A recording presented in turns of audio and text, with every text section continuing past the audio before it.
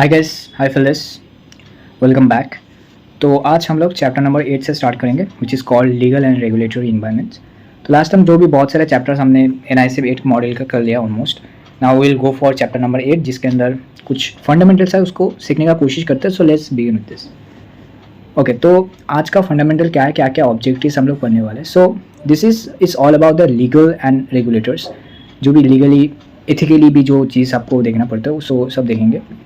तो स्टार्ट करते हैं। सो सबसे पहले जो लर्निंग ऑब्जेक्टिव्स है, फर्स्ट ऑफ ऑल हम लोग डिफाइन करेंगे विच इज़ SCRA फ्रेमवर्क।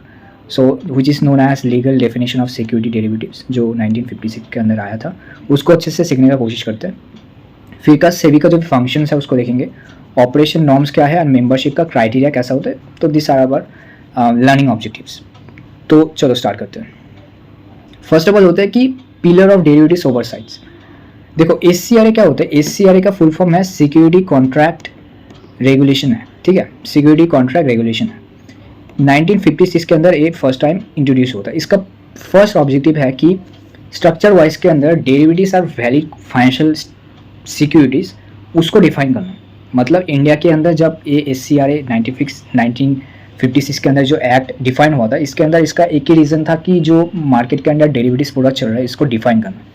फिर जो है एक ऑब्जेक्टिव है जिसका नाम है सेबी का एक्ट 1992।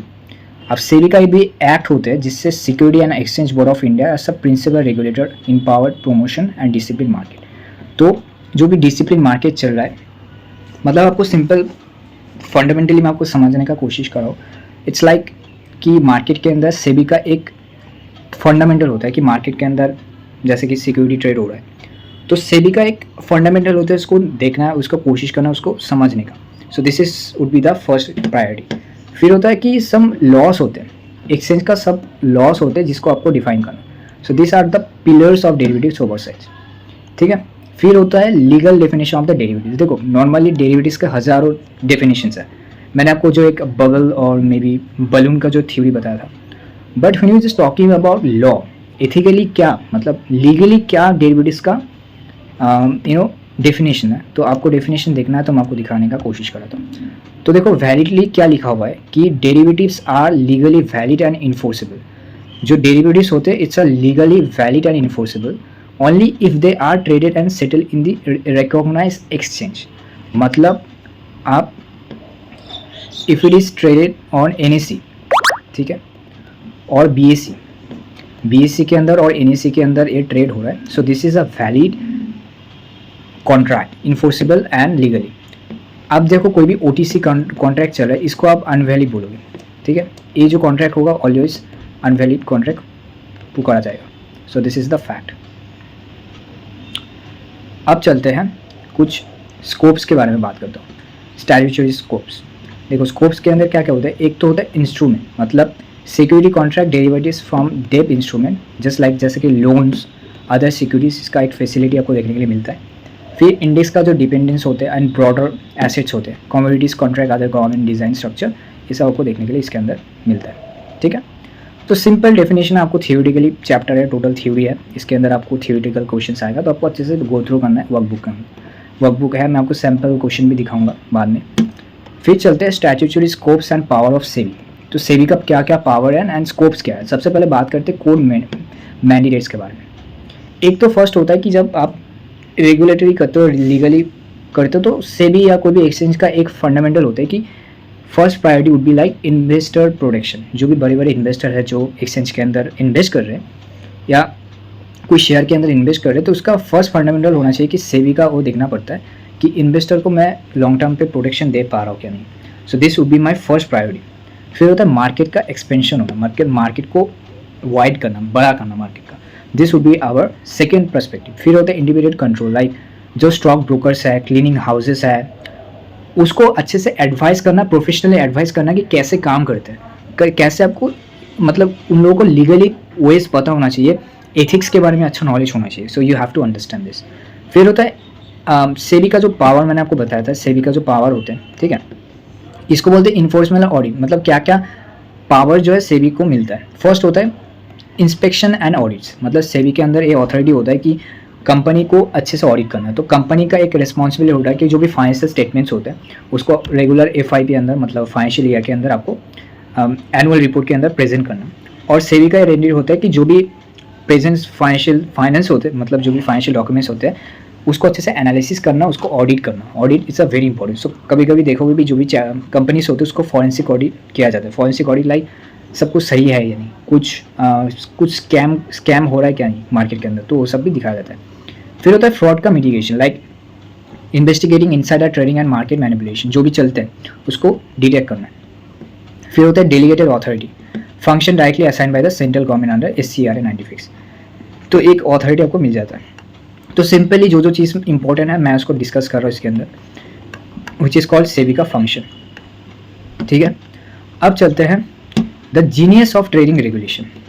देखो इंडिया के अंदर ना एक टाइम पे जब डेरिवेटिव्स, मतलब इंडिया के अंदर जब डेरिवेटिव्स कॉन्ट्रैक्ट को इंट्रोड्यूस किया गया था तब उस समय ज़्यादा लॉस लॉ ये सब नहीं था, रेगुलेटर बॉडी ये सब नहीं था। तो डॉक्टर LC गुप्ता कमेटी ने या डॉक्टर LC गुप्ता ने फर्स्ट टाइम जो है ये लॉ को इंट्रोड्यूस किया and he is known as genius of the trading regulation. तो इनका एक ही फंडामेंटल ऑब्जेक्टिव था, इसका ऑब्जेक्टिव ये था कि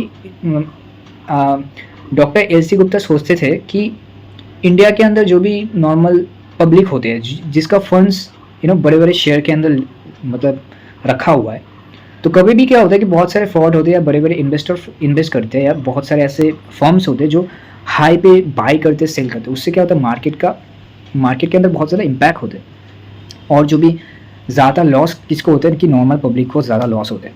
तो LC गुप्ता का एक मेन जो ऑब्जेक्टिव था, मैं आपको ऑब्जेक्टिव के बारे में बताऊँ।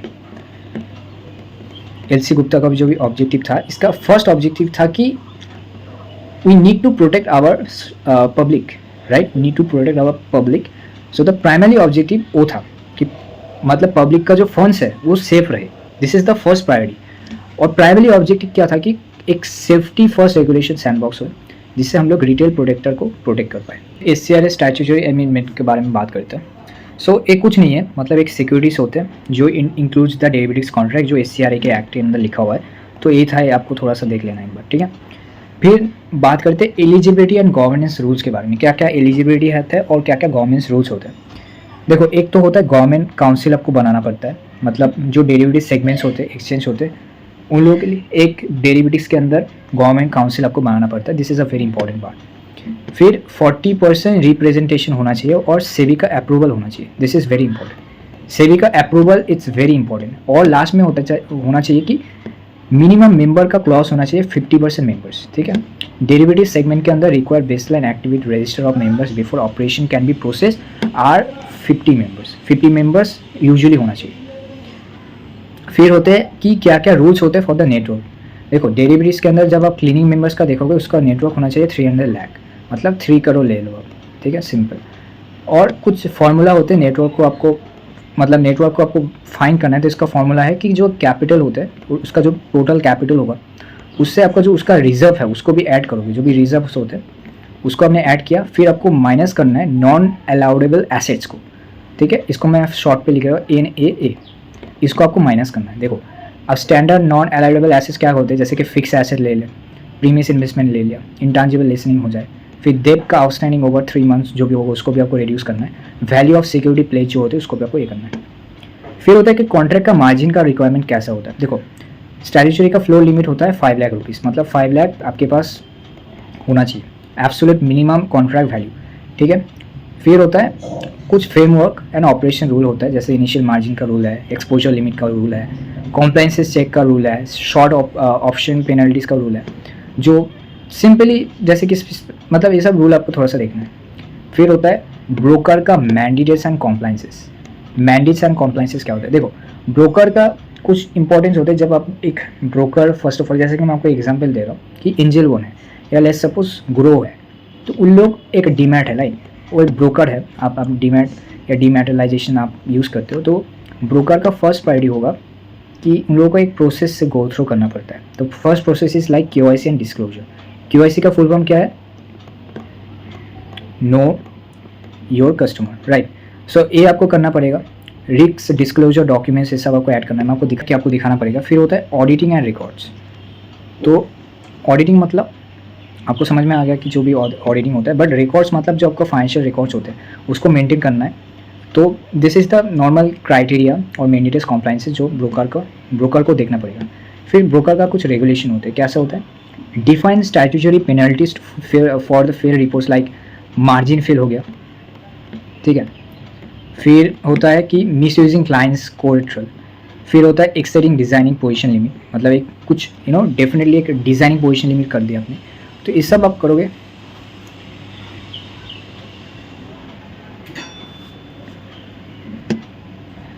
तो ऐसे जो है आपको ऐसा पोजीशन आपको देखने के लिए मिलता है। फिर चलते क्लियरिंग एंड रिस्क मैनेजमेंट। तो क्लियरिंग कॉर्पोरेशन का मैंडेटरी है कि एक तो नेट का ऑब्लिगेशन होना चाहिए, एक डेली मार्जिन कलेक्शन होना चाहिए, एक सेबी का रिपोर्टिंग होना चाहिए। तो नेट ऑब्लिगेशन मतलब converse gross trade set into the manageable net pays in and pays out. Daily margin collection कैसा होना चाहिए कि enforce daily upfront and exposure and assignment margin होना चाहिए। एंड सेबी का रिपोर्टिंग कैसा होना चाहिए कि mandatory submission of daily volume metric and default reports of regulation, this are all important. फिर बहुत ज़्यादा इंपॉर्टेंट टॉपिक आता है जिसका क्वेश्चन आपको मिलेगा, which is called as trade guarantee fund, which is known as TGF बोला जाता है, ठीक है। So what is TGF? So it's ultimate systematic liquidate backstop design to guarantee financial settlement of all the trade set even the major cleaning members default. Simply मैं आपको explain करता हूँ क्या चीज़ है। तो एक था बायर, ठीक है, एक बायर है और एक है सेलर, दोनों के अंदर ट्रेड हो रहा है एक्सचेंज के अंदर। लेट्स सपोज एक्सचेंज के अंदर ट्रेड हो रहा है, ठीक है। सेलर ने क्या किया, डिफॉल्ट मार दिया, तो सेलर ने डिफॉल्ट मार दिया। अब प्रॉब्लम है कि आप एक्सचेंज के अंदर ट्रेड कर रहे हो, तो इसका एक बेनिफिट्स तो आपको मिलेगा definitely, because this is not a OTC contract, तो इसके अंदर आपको ट्रेड नहीं हो रहा है, तो आपको बेनिफिट्स मिलेगा।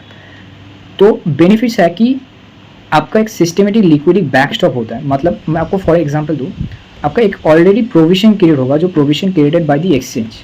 कभी भी कोई इंडिविजुअल पार्टी, मतलब जैसे कि कोई भी गारंटी होता है सेटलमेंट को, एक मेजर क्लीनिंग मेंबर से और डिफॉल्ट मार दिया, ठीक है, एक क्लीनिंग मेंबर है उसने डिफॉल्ट मार दिया, तो इनिशियल जो मार्जिन है, मतलब जो मार्जिन है वो आपको मिल जाएगा, because you are traded in a exchange, एक रेगुलेटरी बॉडी है, लॉस है, सब कुछ है, तो आपको डेफिनेटली आपको पैसा तो मिलेगा। सो पैसा दोबारा, मतलब आपको ऐसा नहीं है कि आपका पैसा डूब ही गया है, होगा ही नहीं कभी।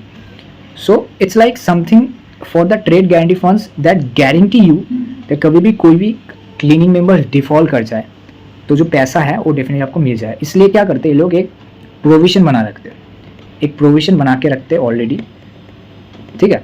तो कभी भी कोई भी मेंबर डिफॉल्ट मार जाए तो पैसा मिल जाए। It not a reserve different category होता है, प्रोविजन डिफरेंट होता है। So trade guarantee fund is sort of a provision funds, मतलब एक शॉर्ट ऑफ प्रोविजन बोल सकते हो, ठीक है। नेक्स्ट चलते हैं हम लोग eligibility criteria of the membership. आपको मेंबरशिप पे आना है तो क्या क्या क्राइटेरिया, सिंपल देखो, बहुत इंपॉर्टेंट है, बहुत बार क्वेश्चन आते हैं। क्लीनिंग मेंबर्स बोल रहा हूँ, मैंने आपको ऑलरेडी डिस्कस करके रखा है कि difference between self cleaning members professional होते हैं, तो इसके अंदर क्या क्या डिफरेंस है मैंने ऑलरेडी जो प्रीवियस चैप्टर्स के अंदर मैंने आपको एक्सप्लेन किया, ठीक है। तो नॉर्मल जैसे क्लीनिंग मेंबर्स होते हैं, इसका टोटल रिक्वायरमेंट चाहिए विच इज़ 3 करोड़ का आपके पास होना चाहिए।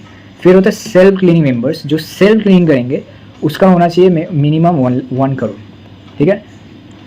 और एक मैंडेटरी सर्टिफिकेशन होना चाहिए, कौन सा वाला सर्टिफिकेशन जो हम लोग अभी कर रहे हैं, NISM series 8 which is equity and derivatives, इसका नॉलेज आपके पास होना चाहिए। बिकॉज देखो ये जो NISM 8 है, it's a SEBI registered certificate. आप जाके जस्ट इंटरनेट पे सर्च करो, NISM जो है ना, इस सेबी का गवर्नमेंट बॉडी है, BSE का, तो ये देख लेना। और CPA भी आपको मेंटेन करना पड़ता है। आप कुछ SOP for the stock exchange outreach होते हैं, क्या क्या होते हैं देखो। नंबर 1 है इंस्टेंट नोटिफाई। जब भी आप सेबी के अंदर करोगे तो इमीडिएटली वाई ईमेल और क्राइटेरिया डाउनटाउन आपको एक नोटिफिकेशन मिल जाएगा। ब्रॉडकास्ट होते हैं कि मार्केट के अंदर क्या चल रहा है, 15 minutes by website and broker. Continuity होता है, trading continues as normal on unaffected. Flexibility भी मिलता है। और डिजास्टर साइज जो, जैसे कि exchange must switch operation to their design disaster recovery site. कभी कभी क्या होता है कि देखोगे कि मार्केट के अंदर पैनिक आ रहा है ना, या मार्केट के अंदर कुछ देखो, कभी कभी ऑपरेशनल रिस्क हो सकते हैं या ऑपरेशन एरर हो सकते हैं, आप जो एक्सचेंज के अंदर आप ट्रेड कर रहे हो, तो दिस इज़ अ वेबसाइट, ठीक है, एक बहुत अच्छा इस सर्वर के अंदर हो रहा है। एक बैकअप के लिए आपको डिफरेंट सर्वर बना के रखना पड़ेगा। बैकअप के लिए आप क्या करते हो, एक डिफरेंट सर्वर बनाते हो। So this is called disaster site. कभी भी डिजास्टर आ गया तो आप इस साइट पे लाइक 1 मिली सेकेंड के अंदर आप ट्रांसफ़र कर पाओ किस सर्वर को। सो दैट्स द फैक्ट, ठीक है। और एक प्री रिजर्वेशन वार्निंग मिलता है। It's a 15 minutes notice must be provide before the trading resume, ठीक है। और एक्सटेंड आवर्स भी मिलता है, जैसे कि नॉर्मल इंडिया के अंदर 9:30 को स्टार्ट होता है, 3:30 को ख़त्म होता है। अभी तो मतलब हाँ 3:30 है अभी, तो it must be dynamic broadcast mill. तो कभी कभी क्या होता है, आपको एक्स्ट्रा आवर्स मिल जाएगा, एक्स्ट्रा आवर्स जो है आपको मिल जाता है, तो ये बेनिफिट आपको मिलेगा, ठीक है। तो this is for the chapter जिसके अंदर आपने समझा, और आप प्लीज़ वीडियो को शेयर एंड सब्सक्राइब कीजिए, ठीक है। अभी चलते हैं थोड़ा सा सैम्पल क्वेश्चंस के अंदर। हम लोग सैम्पल क्वेश्चन कर ही नहीं रहे, मैं डेफिनेट कराऊंगा, मतलब MCQs वगैरह जो मॉक टेस्ट आपको दिखाऊंगा, बट थोड़ा सा सैम्पल क्वेश्चन करते कि कैसा क्वेश्चन आ सकते हैं इस चैप्टर से। देखो फर्स्ट क्वेश्चन क्या है। फर्स्ट क्वेश्चन है कि on the government council clearing corporation of derivative segments broker members are allowed. So देखो गवर्नमेंट काउंसिल के अंदर जो ब्रोकर मेंबर्स होते हैं वो कभी भी अलाउ नहीं होते, ठीक है। So that's why the question would be false. Number 2 के अंदर क्या है, the main objective of trade guarantee fund, अभी हमने जस्ट अभी पढ़ा, ठीक है। Trade guarantee funds at the exchange is dash to guarantee the settlement of bona fide transaction of members of exchange. Yes, ये भी होता है, मतलब आप कभी भी जो भी एक सेटलमेंट का गारंटी आपको मिलता है, डेफिनेटली मिलता है। फिर होता है to include confidence in the minds of market participant. देखो जब आपको पता है कि कुछ फ्रॉड ना हो जाए, ठीक है, मेरे साथ फ्रॉड नहीं होगा because this is not a OTC market, तो आपके अंदर एक रिलैक्स, आप स्ट्रेस नहीं लेते हो, तो इंक्लूड कॉन्फिडेंस मिल जाता है उसके वजह से, तो ये भी सही है। To protect the interest over the investor of the security, ये भी होता है। तो all of the above is the correct answer. फिर चलते हैं नंबर 3 वाला क्वेश्चन। A penalty of suspension of registration of stocks broker from derivative exchange segment under the SEBI stock broker regulation act 1992 can take a place of that the stock broker fails to pay the fees, वो भी होता है। stock broker violate the condition of registration, ये भी हो जाए। stock broker is suspended by the exchange, जब ये भी तीनों चीज़ भी हो जाए और बहुत सारे ऐसे फंडामेंटल होते हैं तो ऑल आर द राइट, तो इसलिए number D any of this above situation होता है, तो पेनल्टी सस्पेंशन आपको मिलेगा।